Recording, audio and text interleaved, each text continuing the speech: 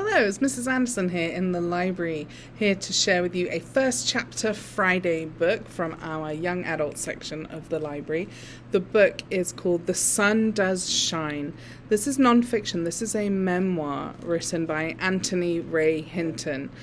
In 1985, Anthony Ray Hinton was 29 years old and living in Alabama, his home state, and he was arrested, charged with 2 counts of capital murder. As he was innocent, Hinton assumed that the very obvious alibi he had, that was irrefutable, and that would set him free, and that the truth would prevail. Instead, for almost 30 years, Hinton sat on death row. He tried to resist the bleakness of the situation and show the other prisoners that there was hope and community building in reading and sharing stories and supporting one another, even in the most tragic circumstances. I'm going to read you a little bit from the first chapter of The Sun Does Shine, and I highly encourage you to check it out and find out what happened to this real person.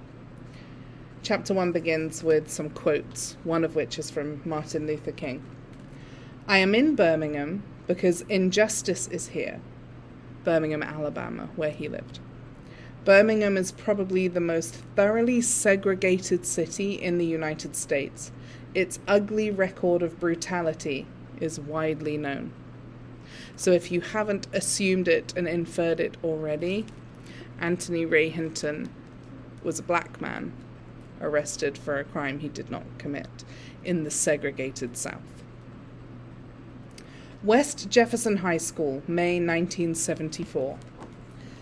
"They may beat you now and then," Ray's mum used to tell him, "but that don't mean they have to break you. You don't change who you are and how you were raised for anyone.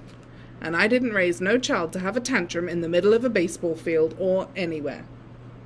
So even though the May, Alabama sun felt like it was burning a hole in his helmet, even though Ray knew this pitcher was a sore loser who would throw his glove, his hat, even kick the fence in the kind of display of poor sportsmanship that Ray couldn't even let himself think of, even though this guy had just thrown an out-of-control curveball that just barely landed into the catcher's glove far outside of the plate, and the umpire had the nerve to call it a strike, his laughter daring Ray to lose his cool.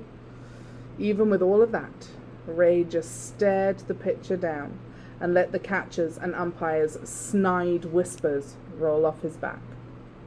Because Ray was more afraid to let his mum down than he was of these white boys, or the sea of white faces in the stands. He was no stranger to hostile stares and hearing the N-word muttered in disgust when he walked by. After 4 years of being bused to a white school, he knew his mum's words by heart. You study, you keep your head down, you keep your eyes down, and when the teachers talk to you, be polite and follow the rules. You go to school, and then you go home, fast. It was more than just advice. It felt like a matter of life and death, and in Birmingham, Alabama in 1974, it was. When you played sports after school, there was no bus to take you home, and if you were a black child, you didn't risk walking home alone.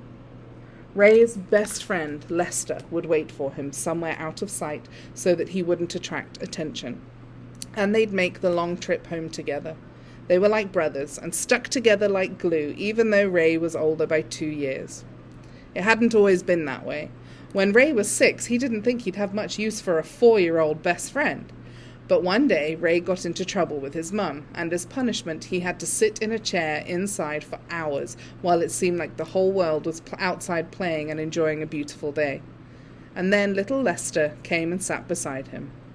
They didn't talk. They couldn't risk it, not during a punishment.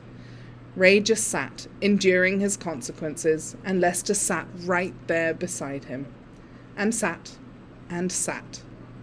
Lester stayed with Ray for hours, until the last shouts of joyful play rang out, until it was time for everyone to go inside.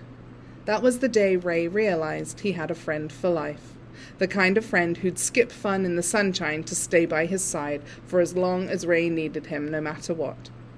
Now in high school, they still stuck together, and the stakes were even higher.